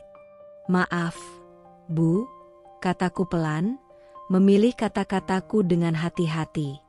Aku juga harus menyiapkan makanan untuk keluargaku sendiri. Aku melihat ekspresi mertuaku berubah. Wajahnya sedikit menegang, matanya melebar sesaat sebelum kembali meredup. Dia tampaknya tidak menyangka akan mendapat jawaban seperti itu dariku. Dulu, dia mungkin berpikir aku akan selalu mengalah. Bahwa aku akan selalu menjadi menantu yang menerima semua perlakuan buruknya tanpa membantah. Tapi kali ini, aku memilih untuk tidak lagi menyerahkan segalanya begitu saja. Aku melihatnya menelan ludah, matanya sedikit berkaca-kaca. Mungkin dia sedang menyesali semua keputusannya, semua pilih kasihnya, semua kata-kata kasarnya kepadaku selama ini. Tapi aku tetap diam, menunggu apa yang akan dia lakukan selanjutnya. Dia tidak berkata apa-apa lagi, hanya mengangguk kecil, seolah menerima kenyataan yang kini menimpanya. Perlahan, dia berbalik, melangkah pergi dengan bahu yang tampak lebih turun dari biasanya. Aku menatap punggungnya yang semakin menjauh. Untuk pertama kalinya, dia merasakan bagaimana rasanya dikecewakan oleh orang yang dia anggap keluarga. Bagaimana rasanya tidak dibela saat sedang dalam kesulitan. Aku tidak tahu apakah mertuaku benar-benar menyesal atau hanya terpukul karena keadaan Rina. Tapi yang jelas, hari ini dia menyadari satu hal, bahwa membela anaknya secara berlebihan tanpa melihat kebenaran justru membawa kerugian. Aku menghela napas panjang, lalu kembali duduk. Aku menatap rumah Rina yang masih sunyi. Aku tidak tahu apa yang akan terjadi setelah ini. Mungkin dia akan belajar dari kesalahannya, mungkin juga tidak. Tapi kali ini, aku tidak akan lagi menjadi korban. Aku tidak akan lagi mengorbankan diriku sendiri demi orang-orang yang tak pernah menghargai usahaku. Aku menyesap tehku yang sudah benar-benar dingin. Di luar, langit mulai beranjak sore. Lebaran kali ini terasa berbeda. Bukan karena kemeriahan, tetapi karena sebuah pelajaran berharga. Bahwa tidak selamanya orang yang selalu dibela akan terus berada di atas. Bahwa kebenaran, cepat atau lambat, akan menunjukkan dirinya. Dan bahwa aku, akhirnya, mendapatkan tempatku yang seharusnya. Langit malam mulai gelap, bintang-bintang berkelip redup di atas sana, tapi hatiku masih dipenuhi riak-riak perasaan yang tak kunjung mereda. Aku duduk di ruang tamu, menatap kosong ke arah pintu, masih tenggelam dalam pikiranku sendiri. Aku sudah melalui banyak hal beberapa minggu terakhir. Kecurigaan, kemarahan, pengkhianatan, rasa sakit karena diperlakukan tidak adil. Aku mencoba bertahan, berusaha bersikap tegar meski berkali-kali harga diriku diinjak-injak oleh orang-orang yang seharusnya menjadi keluargaku sendiri. Dan kini, setelah semua yang terjadi, ada seseorang yang mengetuk pintu rumahku. "Tok, tok, tok." Aku menoleh pelan. Suamiku yang sedang duduk di sampingku ikut mengangkat wajah. Kami saling berpandangan sejenak sebelum dia bangkit dan berjalan menuju pintu. Suara engsel berderit saat pintu terbuka, dan di sana, berdiri seseorang yang sudah lama tak kulihat keluar rumah sejak insiden terakhir. Rina. Wajahnya tampak lebih pucat, tubuhnya tampak lebih kurus. Lingkaran hitam menghiasi kedua matanya yang sembab, seolah dia baru saja menangis berjam-jam lamanya. Dia berdiri dengan ragu, jemarinya saling menggenggam erat, seperti seseorang yang sedang menahan kegugupan. Aku menatapnya tanpa ekspresi, Jantungku berdetak lebih cepat. Aku tak tahu apa yang akan dia katakan, tapi aku menunggunya. Kak Anissa, suaranya lirih, nyaris tak terdengar. Aku tetap diam, membiarkannya mengumpulkan keberanian. Dia menarik napas panjang, tapi suaranya bergetar saat kembali berbicara. Aku mau minta maaf. Aku merasakan suamiku menoleh ke arahku, menunggu reaksiku. Tapi aku hanya duduk diam, tetap menatap adik iparku dengan ekspresi yang sulit ditebak. Aku salah, Kak. Aku benar-benar menyesal. Lanjutnya, suaranya semakin serak. Aku tahu aku keterlaluan. Aku mengambil sembako kakak tanpa izin. Aku bicara kasar. Aku membiarkan mama membelaku tanpa berpikir panjang. Aku tahu aku egois. Suaranya mulai bergetar, dan dalam hitungan detik, air mata mulai mengalir di pipinya. Dia menunduk, menutupi wajahnya dengan kedua tangan, bahunya terguncang hebat. Aku menggigit bibir.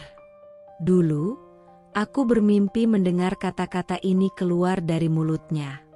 Aku menginginkan pengakuan bahwa aku tidak bersalah, bahwa selama ini aku hanya berusaha mempertahankan hakku.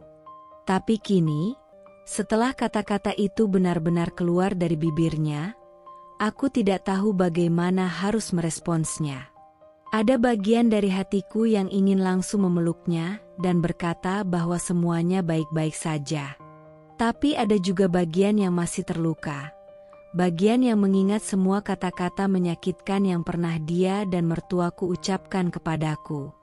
Aku menarik napas dalam, mencoba menenangkan hatiku yang masih dipenuhi emosi bercampur aduk.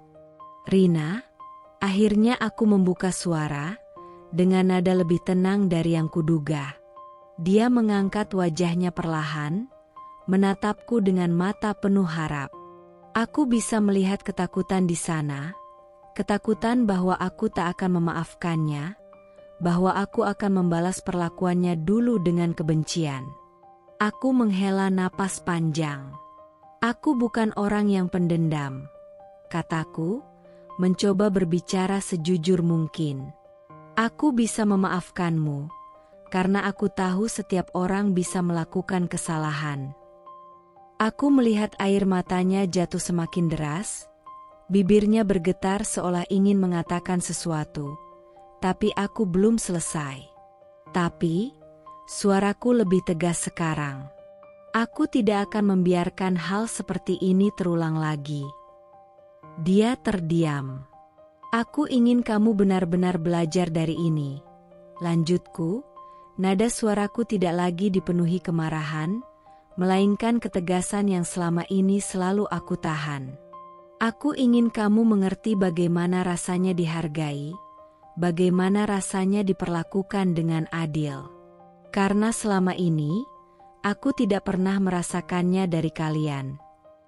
Rina menggigit bibirnya, matanya menunduk, seolah memahami kedalaman luka yang telah dia torehkan padaku.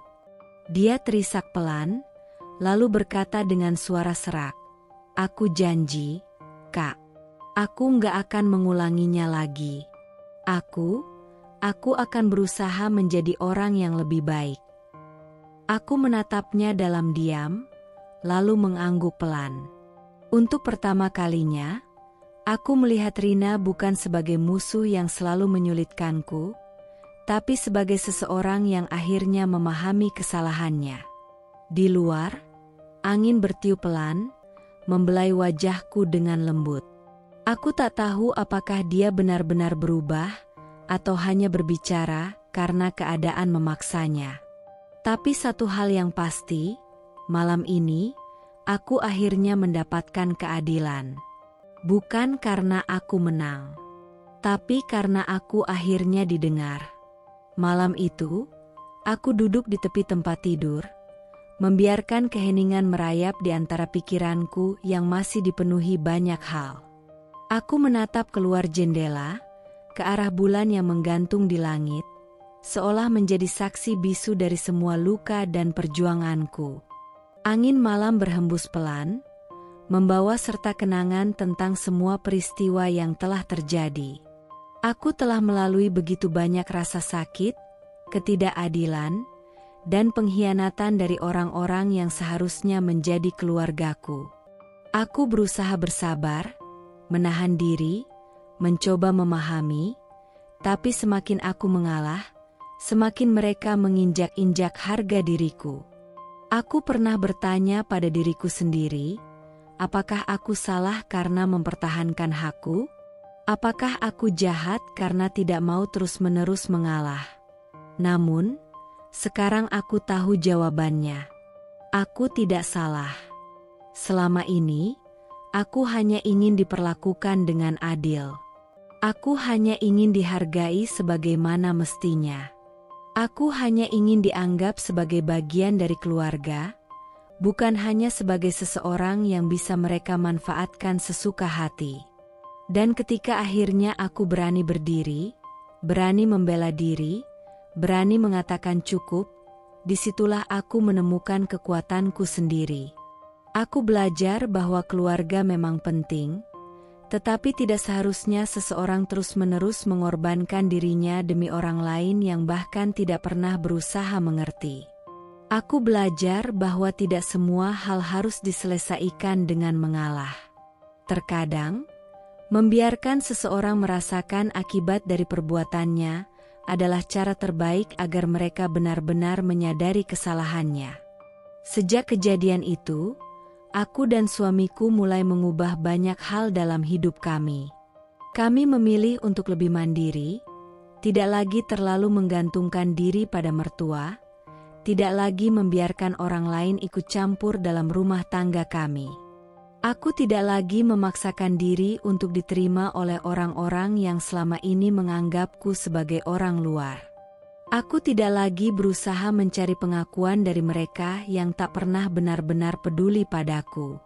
Aku mulai membangun hidupku sendiri, dengan caraku sendiri.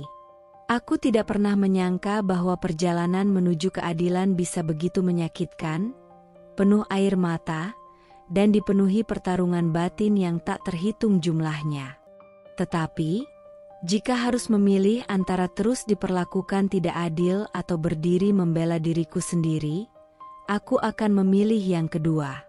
Dan untuk pertama kalinya dalam hidupku, aku merasa bebas. Bebas dari tekanan. Bebas dari rasa takut. Bebas dari ketidakadilan yang selama ini membelengguku. Aku tidak membenci Rina. Aku tidak menyimpan dendam kepada mertuaku. Tapi aku juga tidak akan pernah melupakan bagaimana mereka memperlakukanku. Aku memaafkan, tetapi aku tidak akan pernah membiarkan hal yang sama terjadi lagi. Kini, aku berjalan dengan kepala tegak. Aku tidak butuh pengakuan mereka. Aku tidak butuh belas kasihan mereka. Karena akhirnya, aku bisa berdiri di atas keadilanku sendiri.